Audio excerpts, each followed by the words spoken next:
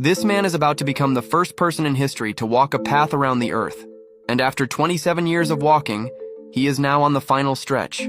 Carl Bushby began his journey from Chile in 1998, and he planned to walk all the way back to the UK without breaking two rules. First, he couldn't use any form of transportation, and second, he couldn't return home until he arrived there on foot. It's a miracle that somehow he managed to make it through the three major challenges. The first challenge was the Darien Gap, a remote, roadless stretch of jungle often considered the most dangerous in the world, not only because it's full of deadly animals, swamps, and smugglers, but also because when he passed through, Colombia was a war zone.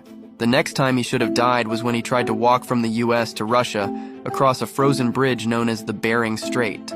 It took him 14 days of walking and swimming through freezing temperatures, and at one point, he was swept 80 kilometers north.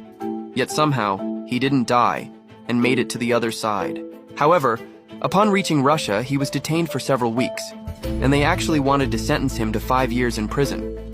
Fortunately, he was eventually released. As soon as he began his journey across Asia, the 2008 financial crisis struck, and he lost several key sponsors. Things became so difficult that he said there were days when he had no food.